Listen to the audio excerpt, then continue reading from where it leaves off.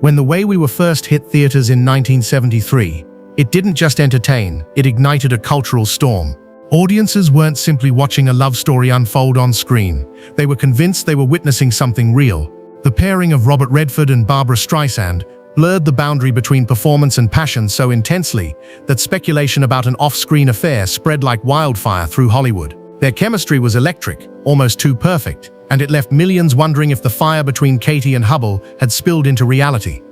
But beneath the glossy surface of a box office phenomenon lay whispers of obsession, secrecy, and a relationship so intense it threatened to change both of their lives forever. Fans clung to every detail, convinced the romance they saw on screen had to be more than acting. For decades, those rumors refused to die. Then, in what felt like the final act of this untold drama, came devastating news. Robert Redford had passed away at the age of 89. To generations who had grown up idolizing him, whether as Sundance, Gatsby, or Hubble, it felt like the curtain had fallen not just on an icon, but on one of Hollywood's most haunting love stories. And in that silence, all eyes turned to Barbra Streisand. Would she finally reveal the truth about what had happened between them? Was there really more behind the scenes of The Way We Were than the world had ever been told? For days, her silence was deafening, almost as if she were guarding a secret too dangerous to share. Fans grew restless, desperate for answers. And then, at last, she broke it. Streisand's words stunned the world, carrying revelations no one had predicted. Her tribute wasn't just a farewell, it was a final confirmation of a bond that had outlasted time, fame, and even life itself. What she revealed left fans shaken, and proved this was never just a story written for the screen. Before Robert Redford became Hollywood's golden boy, before the fame and the glamour, he was Charles Robert Redford Jr., a restless kid growing up in Santa Monica. His story didn't begin with privilege or a golden ticket into the movie business. It began with hardship, rebellion, and a hunger to escape the ordinary. Born on August 18, 1936, Redford came from a modest family, with roots tracing back to Irish, Scottish, and English immigrants. His father, Charles Sr., worked a steady job, but it was his mother, Martha, who shaped him most. She was warm, protective, and endlessly supportive of his creative streak. Her sudden death in 1955, when Redford was just 19, shattered him. He later admitted her loss haunted him for the rest of his life, coloring the way he viewed love, family, and purpose. It was the kind of tragedy that either destroys a person or forges them into something stronger. As a boy, Redford wasn't the model student. At Van Nuys High School, he was more interested in sports and art than textbooks. He loved tennis, even training with champion Pancho Gonzalez, and carried a stubborn will that would define his career. At 11, he fought off polio, refusing to let it slow him down. That resilience became a trademark of his life. By 1954, he earned a spot at the University of Colorado. But instead of finding discipline, he spiraled. Drinking, recklessness, and bad decisions cost him his scholarship and nearly his future. What looked like failure, however, became his turning point. Redford packed his bags and fled to Europe, drifting across France, Spain, and Italy. He painted, explored, and lived a life of excess, searching for meaning. But that hunger to create pulled him back to America. He settled in New York, studying at Pratt Institute, and later, the American Academy of Dramatic Arts. By 1959, the once troubled boy from Santa Monica had transformed himself into a determined young man on the edge of stardom. This wasn't the story of a golden child handed success. It was the story of a rebel who had to fall before he could rise. And soon, his rise would be unlike anything Hollywood had seen before. Robert Redford's rise wasn't instant. It was built step by step, role by role, with more setbacks than shortcuts. After returning from Europe, he arrived in New York, with little more than ambition and a stubborn will to make something of himself. His first chance came on Broadway. In 1959, he landed a minor part in Tall Story. It wasn't glamorous, but it opened the door. Soon after came The Highest Tree and Sunday in New York. The real breakthrough arrived in 1963, with Neil Simon's Barefoot in the Park. Starring opposite Elizabeth Ashley, Redford suddenly went from struggling actor to rising star. Television quickly became his boot camp. Throughout the early 60s, his face appeared on nearly every major series: Maverick, The Untouchables, Perry Mason, The Twilight Zone. In 1962, his performance in The Voice of Charlie Pont earned him an Emmy nomination, proving his credibility. Hollywood soon followed. That same year, He debuted in War Hunt, then starred alongside Alec Guinness in Situation Hopeless, but Not Serious. But it was 1965's Inside Daisy Clover that pushed him into the spotlight. Playing a troubled star opposite Natalie Wood, Redford won a Golden Globe and captured Hollywood's attention. He and Wood reunited in This Property is Condemned, further showing his depth. By the late 60s, his star power was undeniable. With Jane Fonda, he shared the screen in The Chase, and later reprised Barefoot in the Park, on film in 1967. Audiences loved his charm and chemistry, but Redford resisted being typecast. He turned down The Graduate and Who's Afraid of Virginia Woolf, unwilling to be boxed in as just a handsome face. It was a gamble, but one that set the stage for the role that would forever change his career. By the late 1960s, Robert Redford wasn't just an actor on the rise, he was the actor everyone wanted. His charisma was undeniable, his looks unforgettable, but it was his sharp instincts that separated him from the rest. While others chased fame at any cost, Redford was deliberate, turning down roles he felt were shallow or repetitive. That patience paid off in 1969 with Butch Cassidy and The Sundance Kid. Cast as the sardonic Sundance opposite Paul Newman's Butch, Redford became a household name. Their chemistry lit up the screen and created one of the most beloved duos in cinema history. The role won him a BAFTA award and cemented his image as Hollywood's newest leading man. The momentum only grew. In 1972, Jeremiah Johnson showcased him as a rugged frontiersman, a role that resonated with his own love of the outdoors. A year later, two films would define his legacy forever: The Way We Were with Barbra Streisand and The Sting, where he reunited with Newman. Both were box office sensations, with The Sting earning him his only Oscar nomination and The Way We Were sparking rumors of a romance that audiences swore was real. By 1974, Redford was unstoppable. The Great Gatsby kept him at the top, and re-releases of Butch Cassidy pushed his popularity into uncharted territory. For 3 consecutive years, exhibitors named him Hollywood's #1 box office star. He wasn't just a celebrity, he was the face of American cinema. And yet, behind all the glitz, there was irony. Redford had nearly walked away from The Way We Were, the very film that gave him one of his most iconic roles. Had he held firm in saying no, Hollywood's greatest on-screen love story might never have existed. It's almost impossible to imagine now, but Robert Redford never wanted to star in The Way We Were. Today, the film is remembered as one of the most iconic love stories in Hollywood history, but it nearly collapsed before cameras even started rolling.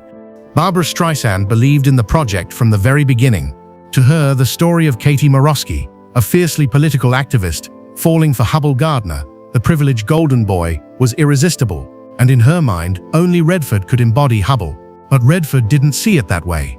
He dismissed the role as shallow, underwritten, and nothing more than a prop for Streisand's character. To him, Hubble lacked depth. Streisand was crushed, but she refused to give up. She begged director Sidney Pollack, who happened to be a close friend of Redford's, to fix it. Pollack listened. He brought in new writers, David Rayfield and Alvin Sargent, to toughen up Hubble, giving the character sharper edges and more complexity. Streisand pushed producers to sweeten the deal with more money, more lines, anything to get Redford to say yes. Still, he resisted. It wasn't until Streisand was away filming Up the Sandbox that she received a telegram. Against all odds, Redford had agreed. His refusal had ironically saved the movie, forcing rewrites that transformed the character into something worthy of his talent. When the film finally premiered in 1973, the payoff was enormous. Audiences devoured it, convinced the chemistry between Streisand and Redford was too real to be acting.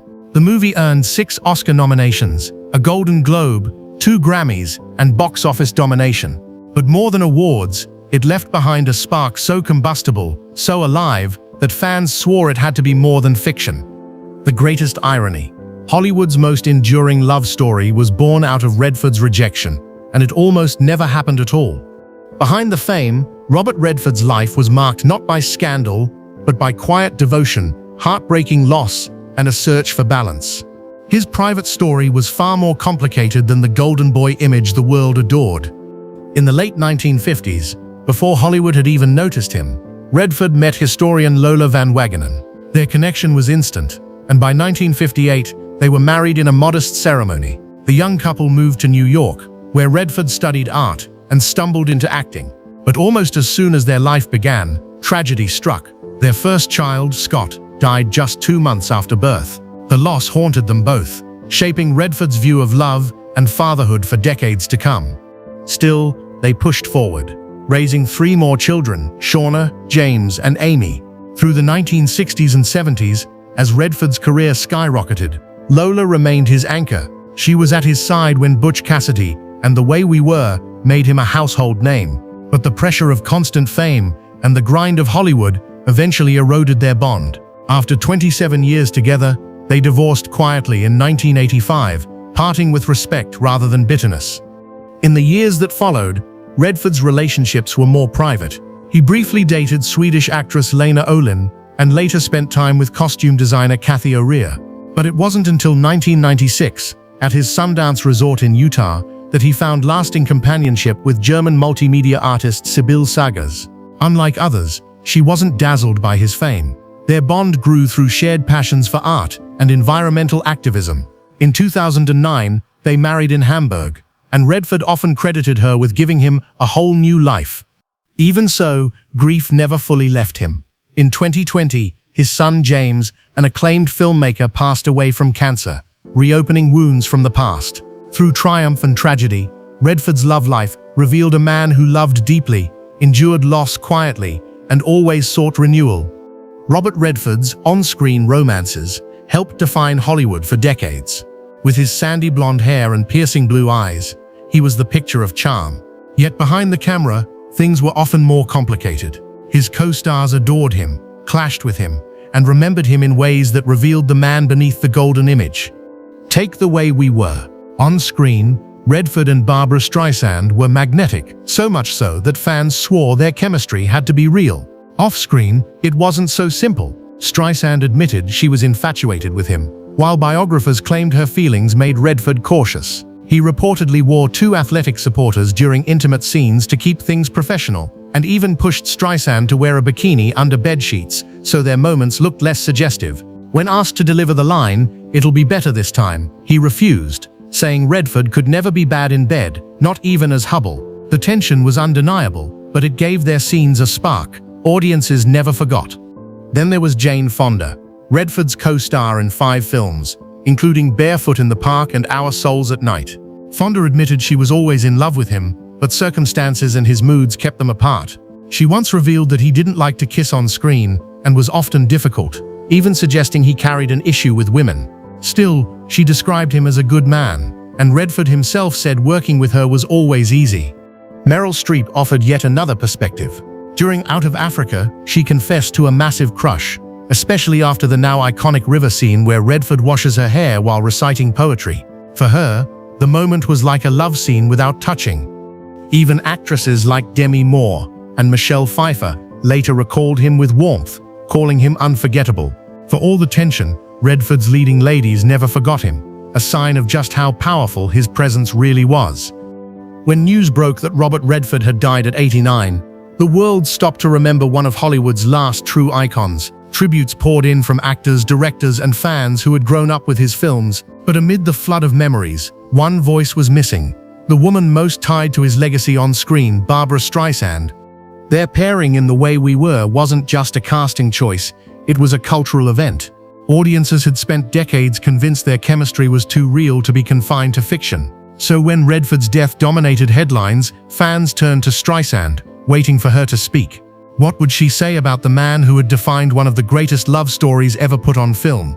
At first, there was nothing. Hours turned into days, and Streisand remained silent. The absence was deafening. In an industry where tributes are almost instantaneous, her quiet fueled speculation. Was it heartbreak, guilt, or simply emotions too raw to put into words? Social media buzzed with theories. Some believed she was protecting a private truth that had lingered for decades, others that her silence was its own kind of confession. The world grew restless. Fans scrolled through her accounts daily, desperate for even a single line, a single acknowledgement. Writers revisited the old rumors, the whispered affairs, the stories that had always hovered in the background of The Way We Were. But Streisand said nothing, and the longer she stayed quiet, the more the anticipation grew. It wasn't just curiosity anymore, it was expectation. People weren't waiting for a tribute, they were waiting for an answer, for a revelation that might finally confirm what had been speculated for 50 years. And then, when hope had almost turned into frustration, she broke her silence. After days of speculation, Barbra Streisand finally broke her silence. And when her words arrived, they carried the weight of decades, memories, emotions, and truths that fans had only ever guessed at. On Instagram, Streisand shared her tribute to Robert Redford, and it was nothing short of heartbreaking. She described their time together on The Way We Were as exciting, intense, and pure joy. The differences between them, he, the outdoorsman who thrived under wide skies, she, the city girl who joked about being allergic to horses, were exactly what made their connection so magnetic. Opposites, yes, but opposites that somehow clicked. Her words revealed something deeper than just professional respect. Streisand painted Redford as charismatic, intelligent, and endlessly interesting, one of the finest actors she had ever worked with. But the most haunting detail wasn't about their time on set. It was about their final lunch together, years later. They didn't talk about fame or relive their golden era. Instead, they spoke of art. They promised to exchange their first drawings with one another, a simple gesture that showed how their bond had matured into something private, intimate, and deeply human. It wasn't the stuff of tabloids. It wasn't scandal. It was real connection, the kind that outlasts careers and headlines. With Redford gone, Streisand's words confirmed what many had always suspected. The chemistry that lit up the screen wasn't just acting. It was born from something genuine, something that neither time nor distance could erase. "He was one of a kind," she wrote, her voice breaking through decades of speculation. "And I'm grateful I had the chance to work with him."